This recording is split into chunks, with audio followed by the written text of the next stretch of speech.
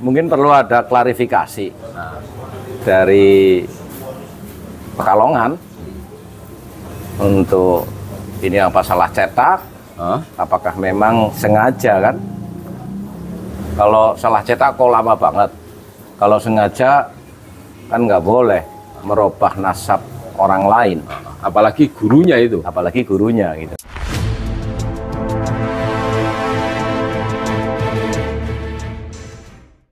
Assalamualaikum warahmatullahi wabarakatuh. Waalaikumsalam warahmatullahi wabarakatuh. Saudara-saudaraku sebangsa setanah air yang kami cintai, yang kami banggakan, yang kami muliakan dimanapun Anda berada. Berjumpa kembali dengan kami dan Alhamdulillah pada malam hari ini kita bertemu dengan Gus Muhson. Ini sedikit bercerita, dulu Gus Muhson ini termasuk muhibbin. Betul Gus? Ya betul. Dulu tapi sekarang masih. Ya kita tidak boleh membenci lah. Oh gitu ya. Nah, ini kronologisnya gimana? Kok dulu itu kok muhibbin banget itu? Ini kan lagi rame tentang muhibbin. Sebenarnya tidak ada yang salah dengan bahasa muhibbin, mencintai ya. Tapi kan mencintai kalau saya itu kan ke istri.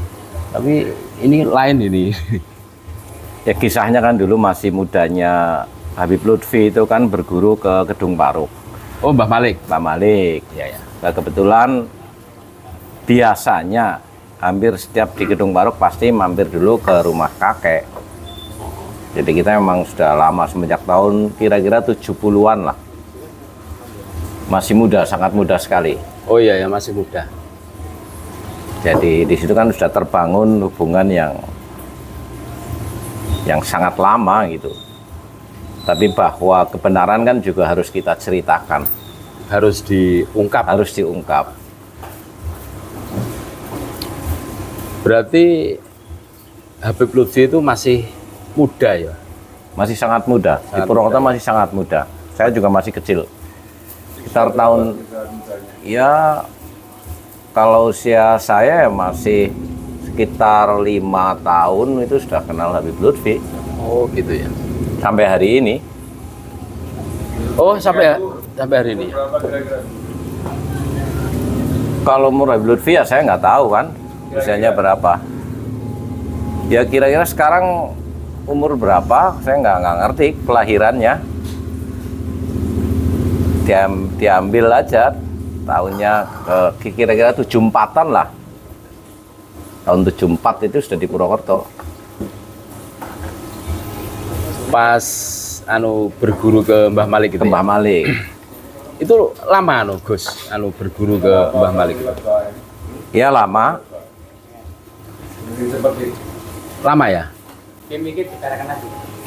Lama.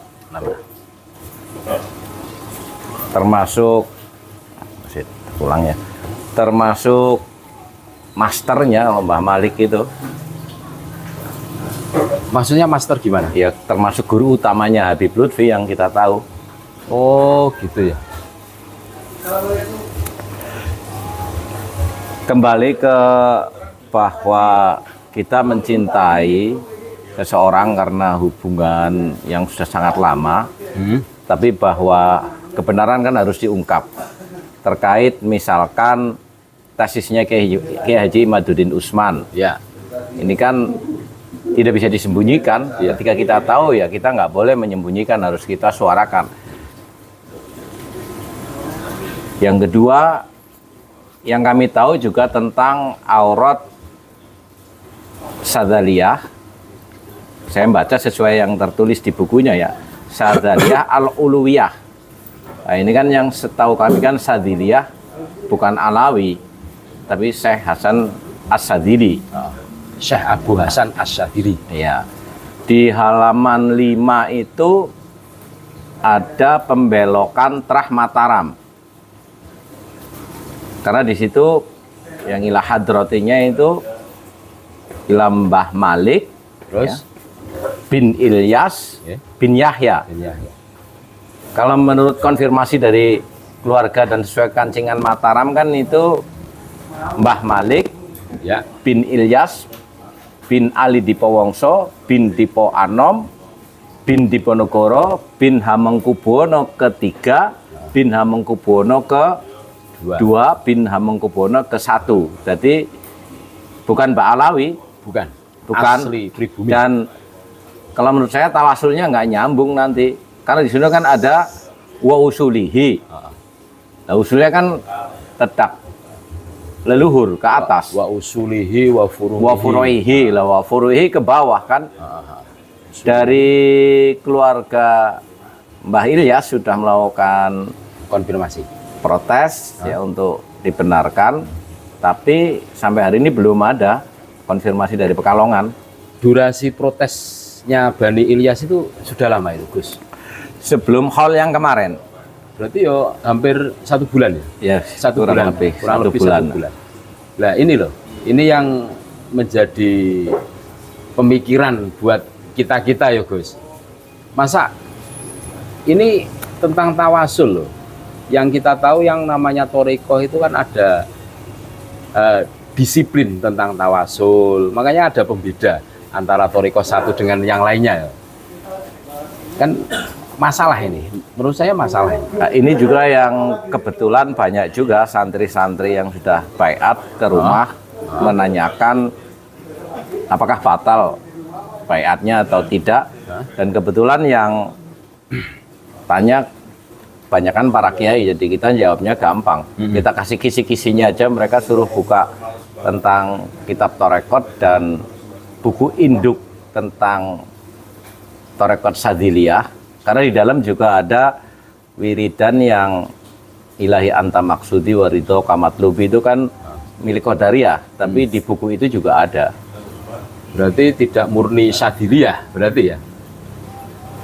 Campuran. Dilihat dari secara fenomenanya seperti itu. Pertama kejanggalannya di uluwiyah itu, yang kedua sholawat tadi ada di wiridan Sadili yang kita ketahui itu tidak ada. Ilahi anta maksudi, Iya. itu di Qadiriyah Di adanya. Qadiriyah adanya. Memang kalau berbicara tentang Thariqah memang ada ilmu disiplin. Kalau menurut kami ilmu disiplin ya. Sampai di situ tawasul itu harus jelas. Nah, enggak, ini yang menjadi masalah yang tadinya muhibin, terus sekarang masih muhibin apa agak muhibin atau gimana ini, Gus? Melihat Saya fakta ini loh. menyikapi ini kan dengan basic keilmuan. Ah, Ya, pertama kita tidak pernah diajari untuk membenci siapapun. bagus ini. Itu ya, bahwa kita punya hubungan kebetulan secara pribadi sangat dekat kan ini tidak boleh diputus. Tapi bahwa hal yang lain, bahwa ilmu itu juga harus dipaparkan, nggak boleh disembunyikan gitu. Meskipun itu mungkin agak nggak enak juga menabrak siapa atau menyerempet siapa orang yang kita hormati, tapi itu hal yang lain gitu.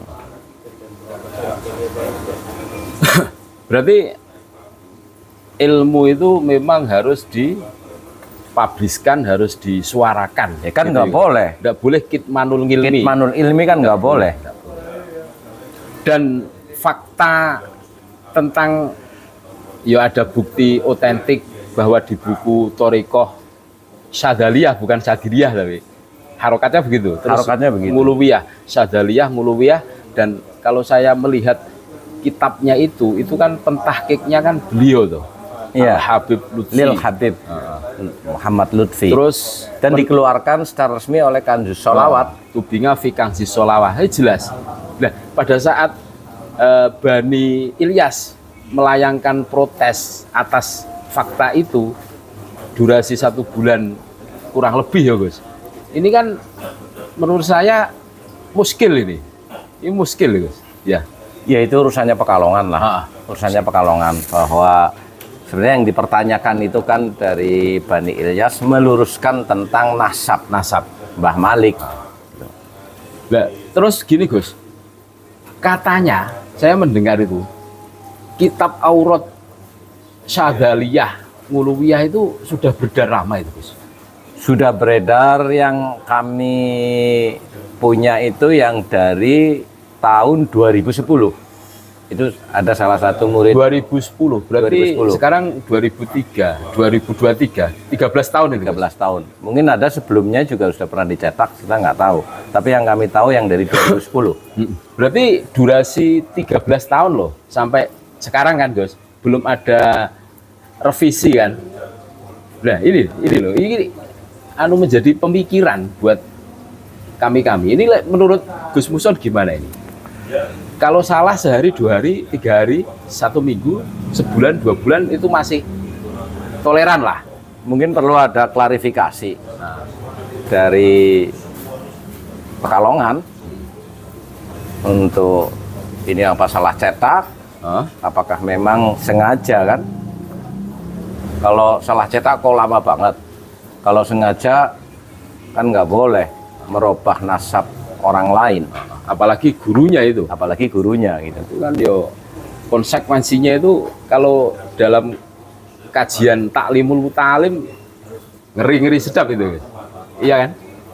Makanya banyak orang yang mempertanyakan itu, terutama murid-muridnya. Banyak juga yang ke rumah yang mempertanyakan ini. Terus lagi Gus, yang namanya buku panduan Thorikoh itu kan dibaca tiap waktu toh. Kalau Sadiliyah pagi dan sore. Pagi sore ya tiap waktu ada acuan waktunya. Minimal tiap hari itu harus diamalkan gitu loh. Nah, durasi 13 tahun. Ila hadrati Sayyidil Qutbi Abdul Malik bin Ilyas bin Yahya. Apa Anda ada yang ngeh selama 13 tahun ini? Kan tidak semua orang mengerti tentang nasabnya Mbah Malik. Ini juga berkat YouTuber itu Terus kebongkar ya. terus kebongkar gitu. Berarti kami sebagai YouTuber tidak salah ya Gus? Ya salah satu tugas YouTuber kan juga education kepada masyarakat dengan fakta dan data yang ada. Ini kesaksian dari Gus Muson yang dulu itu muhibin, dan saya menyaksikan langsung bahwa beliau itu dulu tapi itu betul-betul muhibin, karena diperkuat di rumah beliau itu, di dalam beliau itu ada gambarnya Habib Lutfi bin Yahya. Lukisan tangan. Oh lukisan toh, makanya Lukisan original. Saya mungkin minta- hanya satu-satunya yang punya hanya di rumah saya. di Indonesia satu-satunya. Mungkin satu-satunya. Mau dijual apa gimana Gus?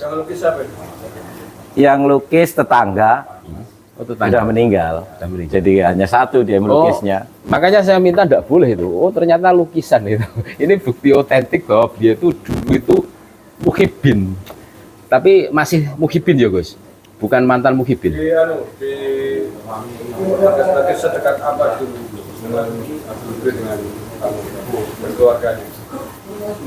Ya hampir setiap ke Purwokerto pasti keluarga kita dikasih tahu. Jadi sangat dekat lah, sangat dekat. Semua kalau yang orang Purwokerto paham. Berarti kedekatan keluarganya Gus Muson dengan Habib Lutfi itu sangat dekat. Sangat dekat. Bukan hanya dekat, tapi sangat dekat. Sangat dekat. Bahkan ini gambaran saya loh. Seumpama punya apa-apa pasti diserahkan gitu ya. Iya sangat dekat gitu adalah, sangat dekat. Dia digambarkan biar penonton tahu seperti Ya Aduh. kita menghormati Tamu, bukan hanya sekedar tamu kan, menghormati ulama, Habib. ya Zuriyah Rasul. Oh, dulu tapi ya. Sekarang kami masih punya harapan mudah-mudahan Habib Lutfi juga mau open gitu ya. Open statement karena dia kan bukan hanya bin Yahya. Kalau dari ibunya kan Gunung Jati. Dan kalau di Terah Wali Songo kan meskipun keturunan perempuan masih diakui. Bukan seperti Pak Alawi. Berarti anu jalur Sayyid Musa Al-Kazim. Pokoknya ke Gunung Jati lah. Nah, Gunung Jati kan itu. Gunung Jati. Yang kemarin di Bendakerep loh. Mudah-mudahan obrolan kami dengan Gus Muson pada kesempatan kali ini ada kemanfaatan, kemaslahatan sehingga kita semua bisa tergugah, termotivasi untuk selalu menimba ilmu. Terus kita suarakan kebenaran. Terima kasih, tetap NKRI harga mati. Wassalamualaikum warahmatullahi wabarakatuh. Waalaikumsalam warahmatullahi wabarakatuh.